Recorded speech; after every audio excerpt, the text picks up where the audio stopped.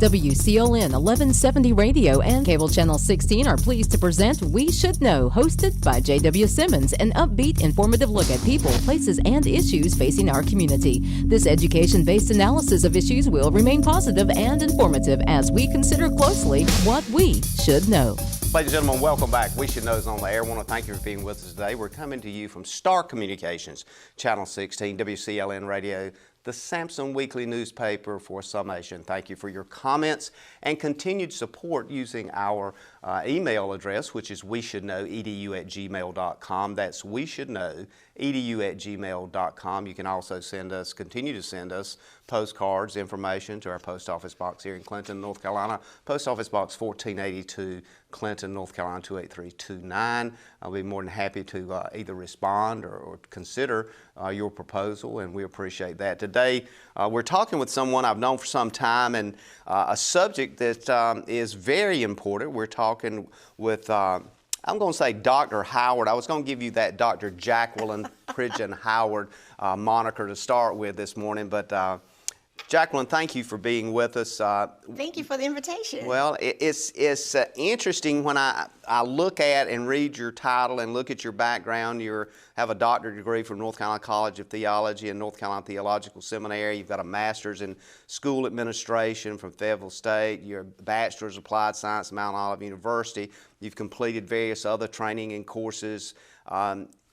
It just doesn't seem that time, having known you for a long time, that time has allowed for all this stuff to happen. But we've reached a point now that we can talk about a lot of things and discuss things, I guess, in a kind of a progressive way, hopefully, to try to create solution. And I want to start today by thanking you for writing this book called Leading God's Way.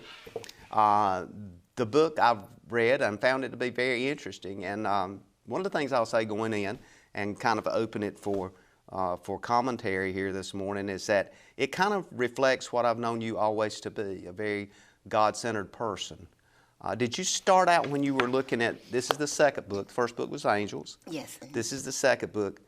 At what point in your journey did you decide, I think I'm going to be an author?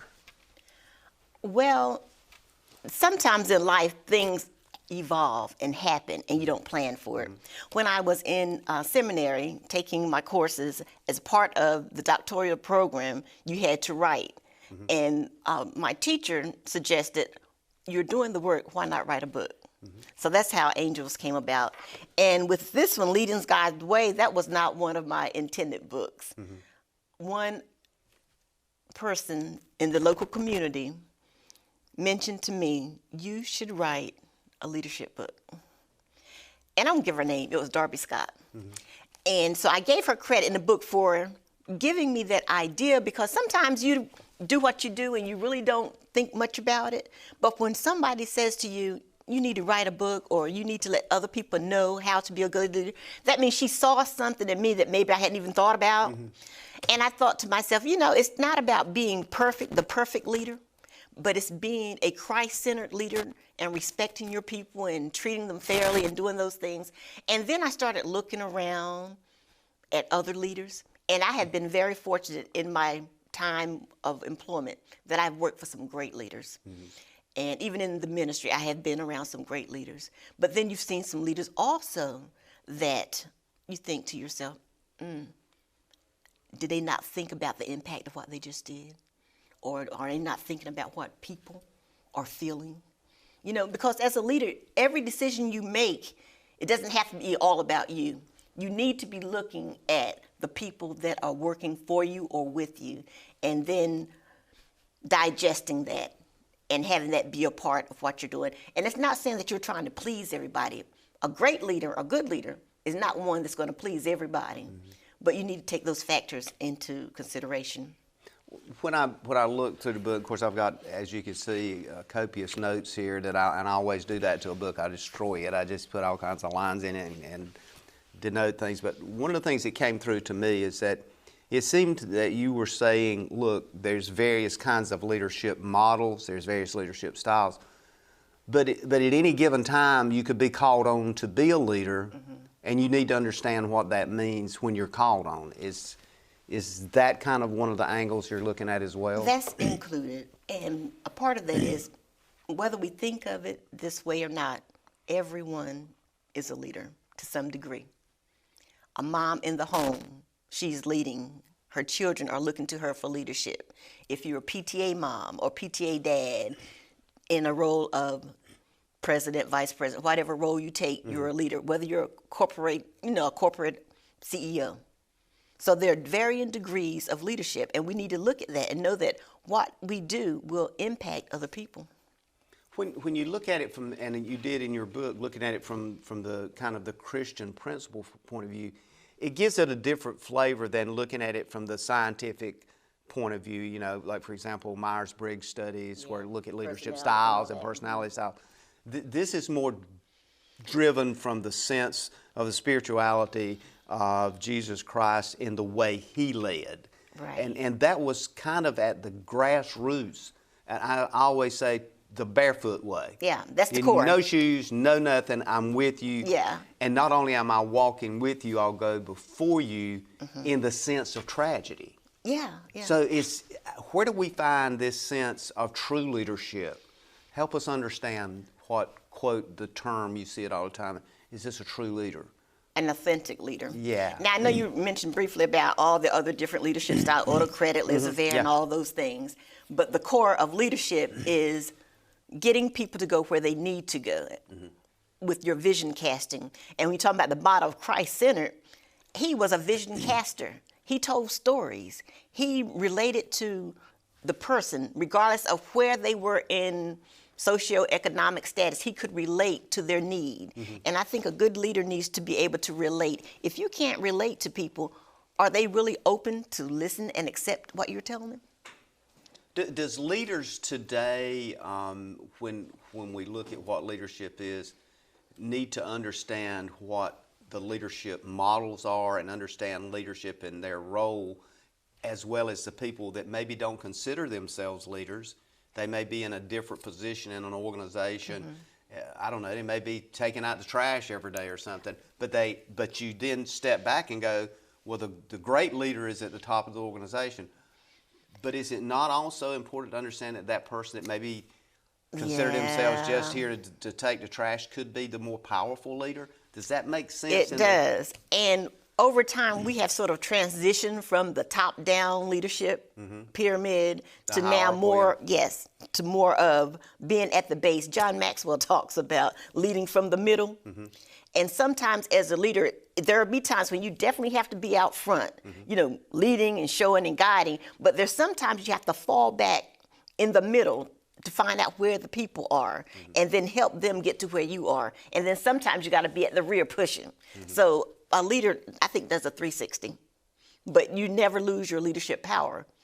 And I think a lot of times we find that some leaders feel if they're not in charge, in front, and you're looking up to them, then they no longer have the leadership power.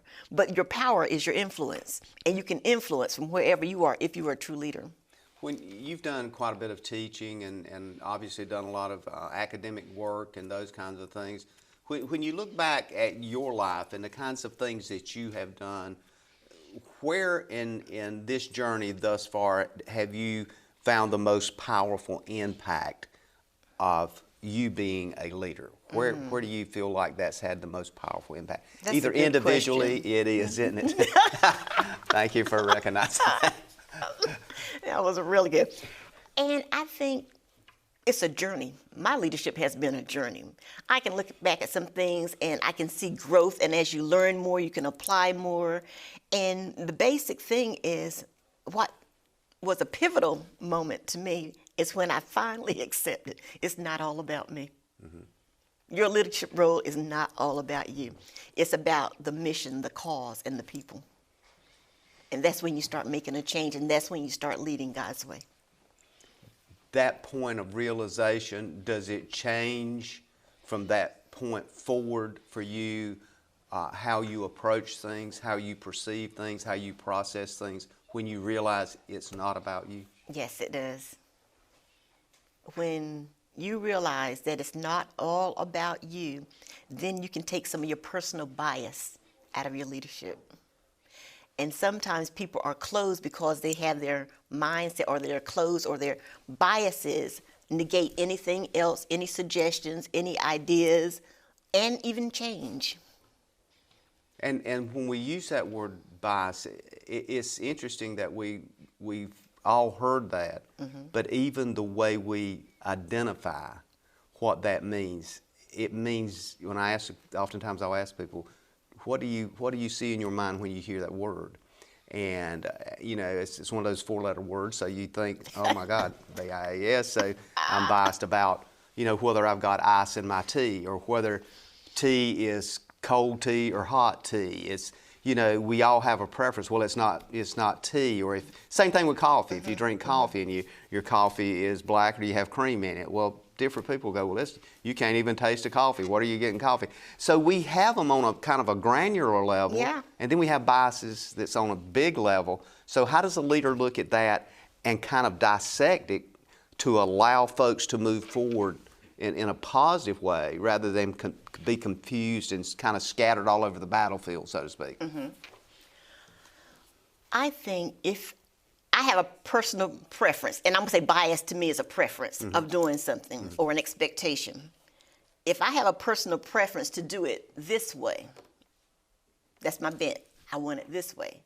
Now, if I am entrusting somebody that is very capable to get the job done and get it done with excellence, can I say for this time, I will delegate the job to them, allow them to get it done, and they will do it with excellence, but they're not necessarily going to do it the way that I would do it if I was actually doing it myself. My husband told me something one time. I used to be in charge of committees and different things, and when it was no longer my term to chair, there was something that was done, and he said to me, and I said to him, I don't see why they're doing it that way. And he said, because they're in charge. Light bulb moment. So, although they were not doing it the way I would have done it, maybe my personal preference or my way to do it, it was getting done, and it was a great job. Experiencing slow internet? If you have a fast internet package, the problem is most likely your wireless router. With more devices using Wi-Fi, your wireless router may not be able to deliver the speed and coverage you need. We now have the leading solution to enhance your internet experience. Using small devices in a mesh network, these Wi-Fi appliances cover just about any size home so that all your devices can operate to their fullest potential. Whole home Wi-Fi from Star Communications. Get the most out of your internet connection. Ladies and gentlemen, welcome back. We're in our second segment of our show today. We should know every Tuesday, every week, at least for the past 9+ years, we've been on the air. Star TV, Channel 16, WCLN Radio. Also uploaded to YouTube in a week or so after this show airs on both of those mediums. There's a summation in the Sampson Weekly newspaper. We're talking with Dr. Jacqueline Howard, author of a book called Leading God's Way.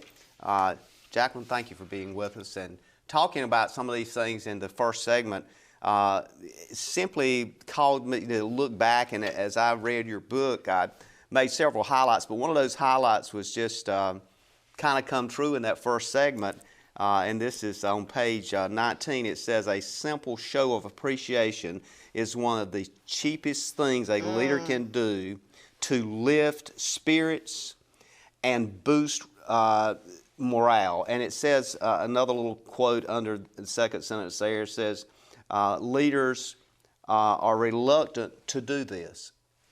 The obvious question is, why would they be reluctant? Do they feel like it kind of disguises their power?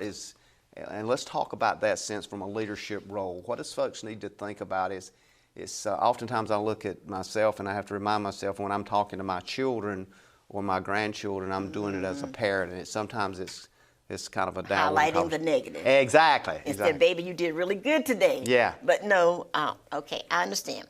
And that statement is talking about not giving praise, and not that every leader does that, but that's one of the things that sometimes they are reluctant to do. Some take the stance that this is what I hired you for. Yeah. You're doing what you're expected, so why do I need to give you an extra accolades or praise? And then some may feel that if I give you that praise, and tell you how great you're doing, now you're going to think, you know what? I need a raise. So all those things come into play. And then sometimes you have actual leaders that are not comfortable enough with you doing great because they feel like it takes away from them. So all those things come into play. And then you have some wonderful leaders that share the accolades. If things are done for the company, they realize that it's because of all the workers that are helping them have a successful organization. So they will give the praise, and they will put it in the newsletter and different things like that. But some will not. Do you think folks as a whole, when they think about leadership, and I don't know, you might have seen some studies done on this, they think about leadership as a person that is hierarchically at the top of an organization, and they must follow the edicts of that person in that organization rather than being part of the solution themselves. Then they become alienated and they go, well, it says I got to be there, and if I'm not there at this particular time, it matters not whether I'm productive. If you just kind of show up and you get there at that particular time, clock in on time, leave on time. They feel like that's where they are. Yeah. But now that comes from the leadership and the organizational culture. If the leader has somehow in their leadership shown you that you value to me more than a person filling the seat. I value your opinion. People then become invested. And then it's not here, I'm not here just being compliant. I'm not here to check in on time and leave on time to get a check. I'm here because I matter. Let me see how I can make this organization better. I want my department to do some great things so they can recognize me at the office. I'm invested. And I think that's why we're moving from the top-down leadership to more of a transformational or transformative leadership. When you have a transformative leadership, the leader has created this culture or this environment where you are special. I hired you because I knew. And this is what I was thinking. I'm getting ready to do a conference for the HR in Sanford. And when we talk about leadership, everybody in the organization, like we said before, is a leadership in their own right. HR people, they hire people. They look at those they think will be best for the position. But what if they stop, instead of just hiring somebody to fill the slot, when they hire this person, you know, they do ask this question sometimes, what do you expect to do in 5 years? But let it be a legitimate concern for that person and their growth. Let them see that there's something in this company for them. Let them believe that if I do a good job here, when there's an opening, I might have a shot. And then they're now invested in the corporation or the company, large or small. Is leadership something that folks need to understand the dynamics of at the very beginning of their careers as they enter organizations or they start their own business? Because it's a pervasive part of what everybody does in some way or the other. They are leading people to understand something that either they're selling or producing. They're leading people to understand how it gets there from the inside of the organization out.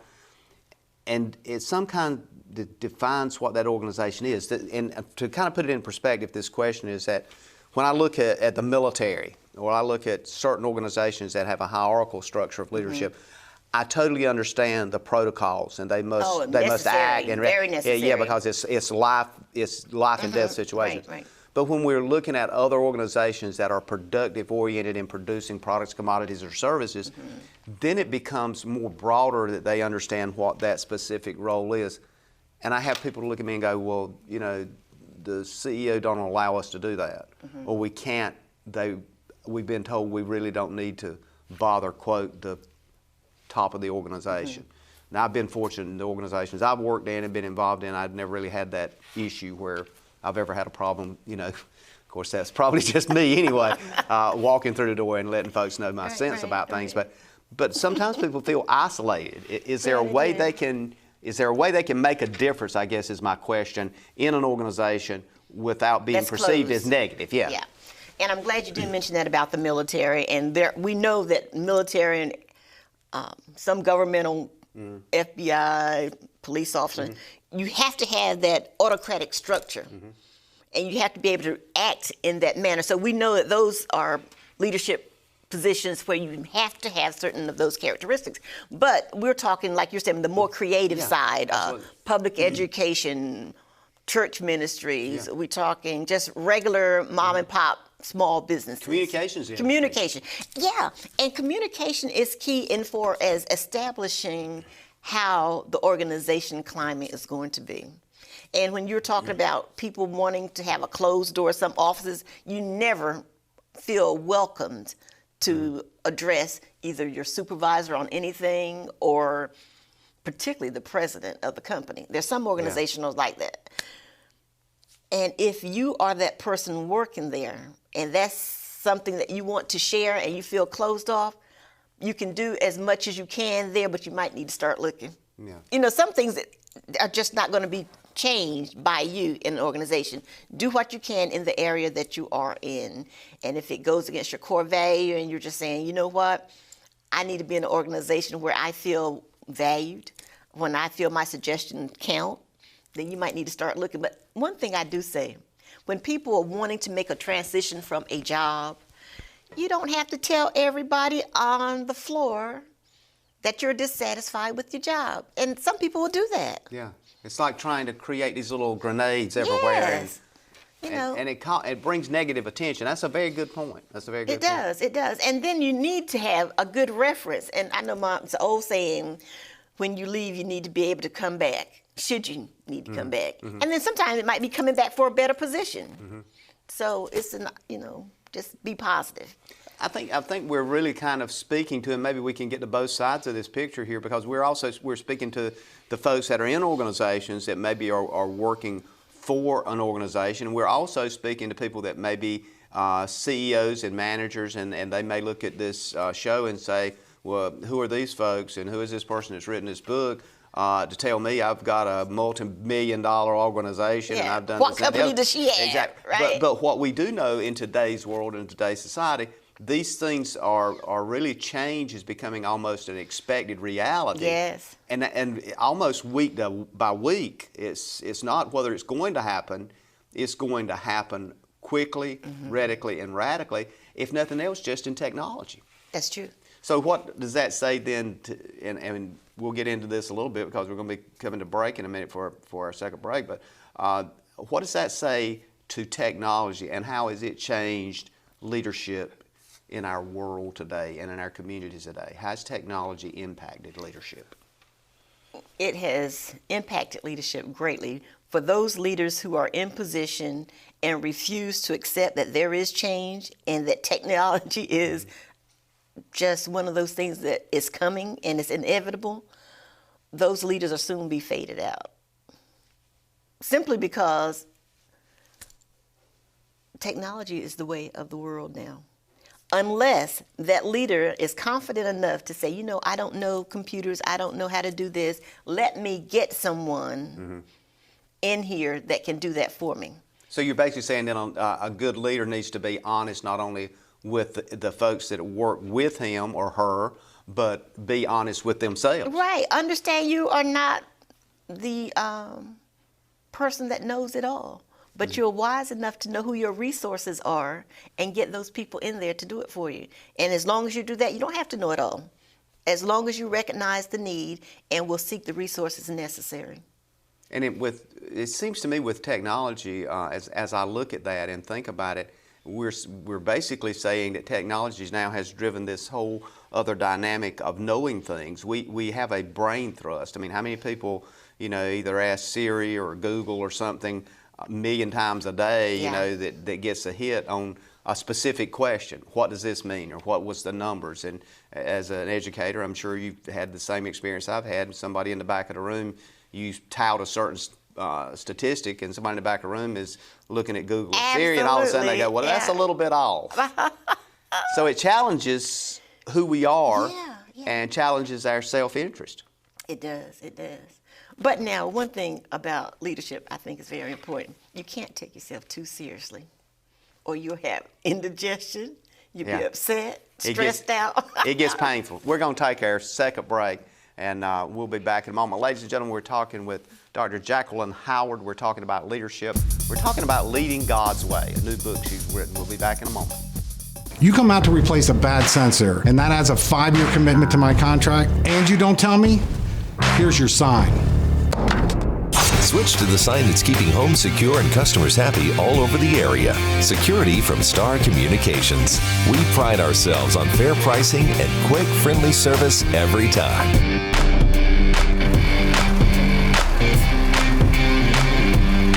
Somebody trying to break into this place? Security from Star Communications. Ladies and gentlemen, welcome back. I want to thank you for being with us today. We're trying to get as much information in on this show as we can. We got an excellent guest with us today, Dr. Jacqueline Howard, and she is the author of a book called Leading God's Way. And Jacqueline, I'd like to kind of just read a quote in this, again, in looking through your book. There's many quotes in here, and I tell folks if they they can pick this up on Amazon. They can just go online, pull it up, and order it, and it comes right straight to your door. It's a good read, and it's a book that you can, I guess, the old saying would be wrap your head around. You can get into it, but one of the quotes in here talks about knowledge and your bias, and it deals with the way our brains is wired, and it says, challenge your negative bias, learn to be empathetic, and be open to dialogue. Explain to us, number one, what we need to do and how we need to approach our personal bias, because typically I think folks don't see that as bias and don't understand what bias is. You know, it's like, again, we talked a little bit about coffee or tea or what have you a while ago. I mean, I could easily say, well, everybody gets unsweetened tea today because I like unsweetened tea. So let's start with that and kind of work our minds here a little bit and help us understand that. Well, sometimes we have personal bias in dress, for example. I might be looking for someone in technology. And coming to the interview, I might, as a personal interviewer and with my own personal bias, I might want them to come dressed like JW. With a suit and tie. But the best person for the job might come in with a t-shirt. With a t-shirt on and some jeans. Now, with my personal bias, if I didn't know what my biases were, could I possibly just say that this is not the one? And not even be open to anything on the resume? Not open to anything that he's saying? So I need to recognize my bias and say, you know what? I'm looking for the best candidate for this job. So let's have an open interview. So how do you people are listening to this, maybe some HR people are listening to this, human resource people, maybe CEOs of the company are listening to this. Maybe it's somebody that's got an office and they're fixing to hire a clerical person. We get back to that sense of looking at a person too from their gender relation. So therefore, if a person walks in that maybe is in their 50s and a male, and we're looking at somebody to hire as a clerical person in an office, we go, well, what is this guy doing here? Is stereotyping and bias related? Is the question. To me, they're similar. I think they're similar. Because we do put people in categories, we say, well, you don't have this or you don't have that particular kind of persona. And that is different from the actuality of what they have to do, their capacity to do certain things. Their innate talents and skills. Do you believe that God has given us certain skills and abilities that oftentimes moves us to do certain things? Now I'm moving in the spiritual. I'm moving on you. Now, you know I believe God gives us gifts and talents. And that's the reason I'm going there. And because of his favor with those gifts and talents, he allows us to be in places that make people say, what? How did they get there? There you go. Simply because of the gifts and talents that he's giving you. And the word already says, your gift will make room for you. So, yes. I believe God has the obvious extreme is I know I would be literally useless as a fullback on a football team. You know what I'm saying? Short of God's intervention, right? Yeah, exactly. Thank God for that. So I look back, and sometimes I know you do as well as your career, and of course I've known your husband for years too. He's always been, I've known him and worked with him, and so therefore I've always looked at him as kind of being the perfect person in the role that he was in. I don't know whether you know, whether you could say, well, God put him there or what, but he's always been that perfect person. I'm going to have to share that with him. And I've said that on the air. I've said that so he can hear this. But the reality is that something important too? Does people sometimes find themselves inadvertently in a leadership role with people that they are responsible for, and this is not really comfortable, but they're there because of the monetary gain? Sometimes people are in roles, like you said, they're seeking the roles for the monetary gain. And then sometimes God allows you to be in a particular role to serve a need. So there's an end. There's an end and a result to something. We may not see it, but there's something there. Yes, God's always in the midst of it, whatever it is we're doing. I believe that. So again, let's get back to the bias thing again. How do we prepare ourselves to deal with that and to respond properly to bias? First of all, you have to be willing to accept that you do have biases. And sometimes you can ask people that know you what your biases are. If you think you don't have any, they can tell you. I've often heard a true friend is a friend that gives you true honesty. And I think that's pretty profound if you think about it. The friends you have, the people that you're around, will they be totally honest with you? I mean, I'm going beyond your spouse, you know. Yeah. Typically our spouses is sometimes brutally honest with us, but and you need that. I think you know, some friends you know that whatever situation you get into, they're going to be, oh, I understand. Yeah. But then you're going to have that one friend to say, well, you know, when you did that, and they'll break it down and tell you some of your behaviors that led you to that spot. So you know your friends. And some, they don't do it intentionally to be harmful or just to be in agreement with you, but they do it because they love you. But then there are some that they love you still, but they're going to tell you the truth. So how much then, when we look at the whole sense of clarity and understanding this idea of good judgment with leadership, does that come through experience, or is that something that you innately learn, or do you, when you apply for that job or you're working for that organization, do you constantly have to try to seek where the organization is going? And should leaders that are leaders in companies sit down regularly and periodically with the whole organization and say, here's where we're going, here's what our true challenges are, here's what is reflected from the boardrooms, here's why we're asking you to do these kinds of things? Those things that you just mentioned in that order are demonstrations of a good leader. When you are in there and you're self-aware from the top to the bottom, you know some of the challenges that your people are having, then you have to make decisions based on, and it's a business, you need to be making money. So you come back to your people and let them know why some decisions are being made. For example, if a group or your workers have a decision that has been passed down that they will not like, if you don't give them any explanation for it, it's now just disgruntled employees doing or complying to something they don't agree with. But if you explain the reason why, and some leaders feel like, I don't need to explain anything. I'm in charge. Let me just tell you what you need to do, and this is why you need to do it. And I understand that sometimes you don't need to give them all the information, but you might need to give them it might be beneficial.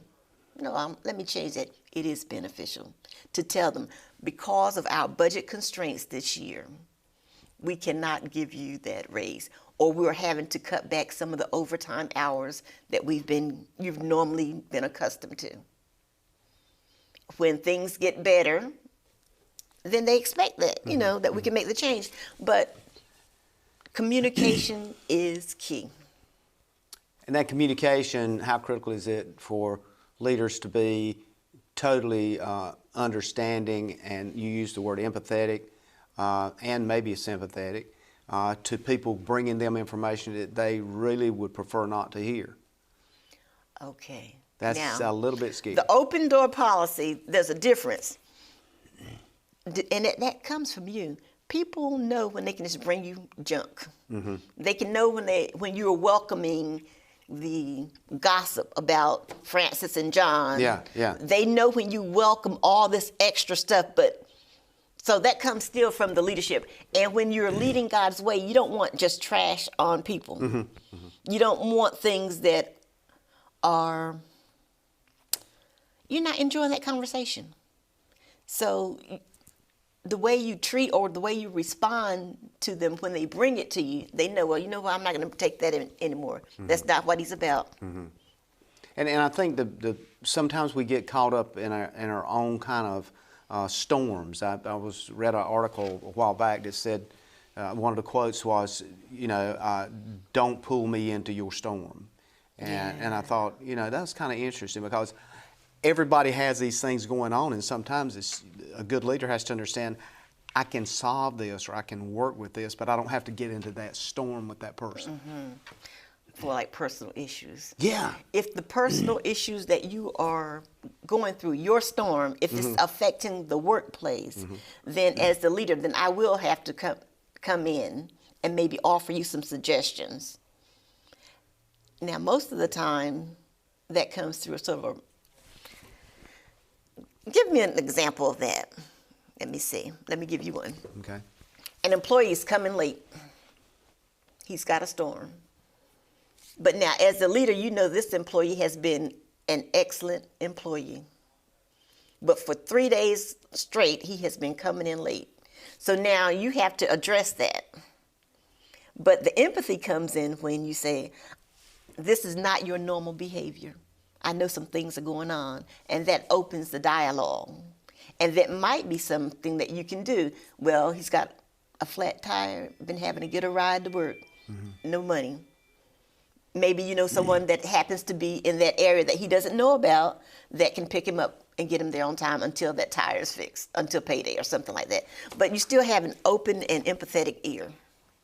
But you're not trying to be a problem solver always either. Yeah, and those are the kinds of things that are real world leadership issues that I think oftentimes folks don't really look at as leadership, because they're looking at leadership as a hierarchical sense of a person in a major organization, or there's 15 to 115 or 1,500 people, quote, that they're leading, but it comes down to that visceral one-on-one. We're going to take another break, and we'll be back. Ladies and gentlemen, we'll be back in a moment. We're talking with Dr. Jacqueline Howard. We're talking about leadership, and we're talking about leading God's way. Stay tuned. Call a friend. We'll be back in 1 moment. To get the most out of your electronic devices, you need a strong internet connection and a protected home Wi-Fi network. You need high-speed internet from Star. Star has the fastest, most affordable high-speed internet service available for all your devices. We have no long-term contracts or high-pressure sales. Our service speaks for itself, and switching is hassle-free. We take care of everything with free installation from a local company. High-speed internet from Star. Internet at the speed of life. Ladies and gentlemen, thank you for being with us and welcome back. We're talking about an interesting subject today with an author of a book called Leading God's Way, Dr. Jacqueline Howard.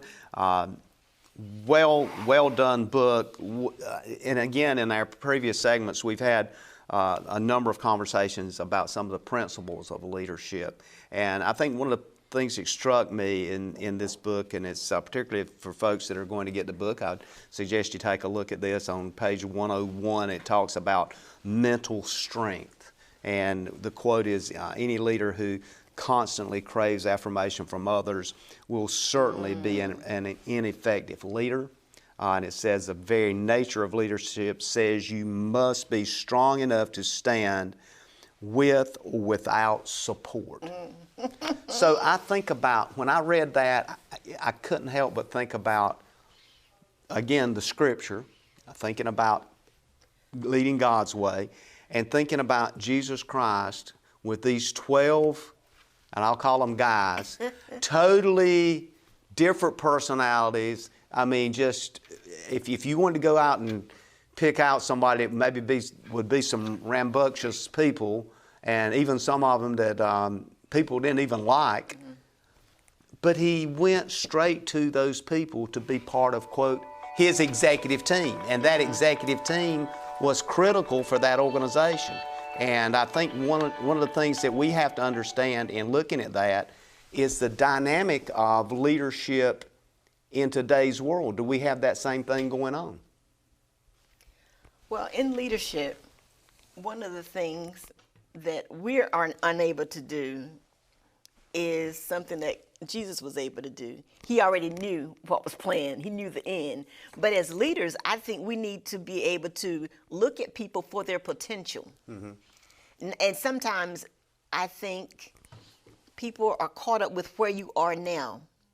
I was telling someone not long ago, I would rather have someone with the potential and the heart for what I'm doing to come alongside and be trained than somebody with the skills already in hand that has no connection to the vision.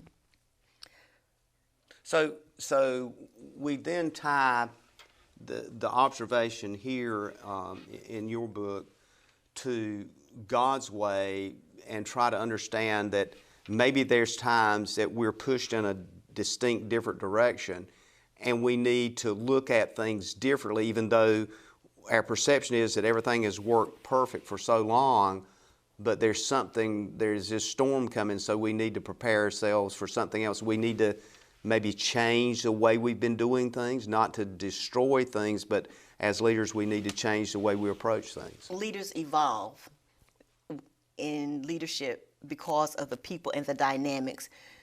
There's something called group dynamics. People change when one new element comes into play. And with leadership, as you have a new hire or a situation changes in the company, the dynamics change. So the leader has to be flexible and wise enough, intuitive enough to see what changes come and how I can be proactive or what things I can put in place to make sure that we are still successful. And you mentioned earlier when you were looking at that passage about being a mature leader or someone that you can't expect people to like every decision you make. Immature leaders are looking for affirmation. They're looking for someone to say, oh, you're good, that was a great idea. It's not going to be that way all the ways.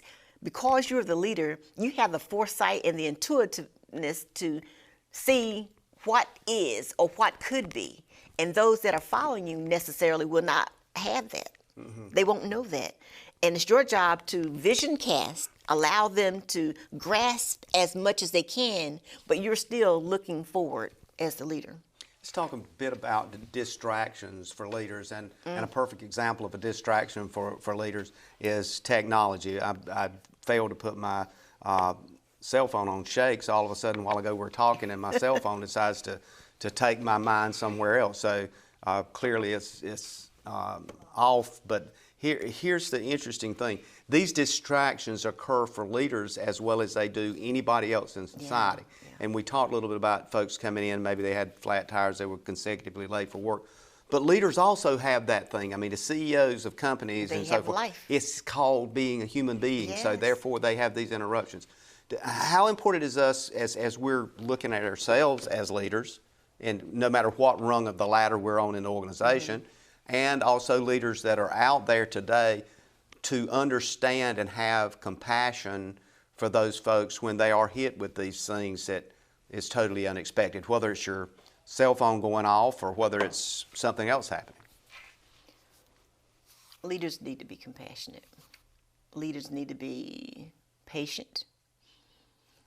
But leaders need to also, and when we go back to this book, everything a leader needs comes from leading God's way with the respect of people. When you respect people, then you're going to be mindful of things that affect them. It's not going to be all about you. When you are trying to serve people, which is part of God's leadership, when Christ, he's here to serve. As the corporate CEO or a mom and pop owner leading a group of 3 or 4, your job as a leader when you're trying to lead God's way is, how can I help that person? How can I make them better? Understanding that when you make them better, they're going to be more loyal to you. They're going to be willing to come in and work overtime if necessary. They're going to be willing to put some of their things aside if you need it for the company because they care about you, because they know you value them. They know that you want the best for them. Is it the role of the leader to help a person feel like they have ownership in not only the process but the organization? Yes. I believe that. Because if you have people that you invest in and they believe in you. They think you are authentic. They think that you are caring. They think that your efforts are to make them better. Then they will be willing to do and support the organization and the cause. One thing, too, that happens when you have a company that people know that you are doing things for them, and you see them more than a person clocking in and clocking out, they won't even look for other jobs because they know this is where I need to be, this is where I want to be. And sometimes even when the salary outside or at another company would be better, the feel that they has at your company or that they will have working there, they're loyal to that. We've going through and continue to go through, and we will, I guess, as long as humankind exists, these kinds of evolutions from the baby boomer generation to millennials to the X and Y generation. How does those kinds of movements, based on what the larger population feel is important, change our leadership? And looking at Scripture, obviously in the biblical sense, there's certain things that are kind of must statements, and the Ten Commandments could be considered must statements. When we try to tie that back to the Bible and the biblical sense, is there certain things that we have to accept as unchangeable for us, the way we deal with people? Because I see, sometimes I get frustrated and I see things that people are focusing on. I'm going, totally not the point, totally not here. And it creates this polarization. Yeah. And one thing that Christ said before he left, the one great commandment, love. Mm-hmm. The most important thing, rather. The most important thing. If you love your neighbor, if you love people, then there are certain things you're just not going to do to them. If you love people, there are certain ways you're going to treat them. Mm-hmm. If you love people, you're not going to do anything intentionally to hurt them. How do you know when we think about that, the sincerity of that? How do we test or measure the sincerity of compassion and love? Is there a way you can determine that? Or is that just something you move forward with faith? I think it's like the air you breathe. Can't see it, but you can feel it. You can feel a cool breeze on you. You can feel the warm breeze. Mm-hmm. You move forward with the faith in knowing. You should be able to, as a person, sense the realness of that. Oh, you can. Others, vice versa. When you meet someone, and sometimes it's the first meeting, short conversation, you feel the realness, you feel the authenticity of that person. Are people searching and connecting, trying to connect, looking for that? And is that one of the reasons this communication media and social platforms now have just exploded? Is that what people are truly looking for, and what they're finding is sensationalism instead? It might be. A lot of times you're reaching and you're seeking for something that you're missing. How many times now are families not having dinner together, making that connection? How many times are people at work and they don't even know the name of the person a few cubicles down? Yeah. We're not taking that time. We're not making the time to reach people on a human one-to-one. We're busy. We're caught up in the business of life. And when you're busy, you don't take time to look right or left. I got to get here. That's all I have. I don't have time for you right now. And if you take time and slow down and look at people, to listen to their tone, to listen to their voice, sometimes you pick up on hurts, and it might mean that, hey, I need to slow down and talk to you for a minute because something's not right. Jacqueline, one of the things that came clear to me from reading this book is that it came clear to me that everybody is a leader in some way or some purpose in life. Everybody becomes a leader. Mm-hmm. But we so kind of identified as only people that are, quote, in charge. The upper echelon, the ones that are doing great things. Yeah. But there are leaders in all levels. Well, I want to thank you for being with us. We're kind of coming to closure. I want to give you a few seconds to wrap up anything that I've missed or anything you want to say to the audience. Again, I want to let folks know the 24th you will be at Sampson Community College with a book signing for this book, so they can come out and see you then. And I hope to see your audience out there. Absolutely, absolutely. We're looking forward to that. And even after we do this, I do some segments on leadership locally. and I do a spring retreat down at Myrtle Beach. Absolutely. So they can come out and hear some more about that. Contact Jacqueline Howard, and she'll be glad to talk to you. Ladies and gentlemen, thank you for being with us today. We look forward to seeing you again next week right here at Tuesday at 2:30, and may God bless. Thank you for tuning in to this week's episode of We Should Know with host J.W. Simmons. If you have a question, comment, or suggestion regarding this or any episode, please send your emails to weshouldknowedu@gmail.com. And remember to tune in every Tuesday at 2:30 for another informative episode of We Should Know.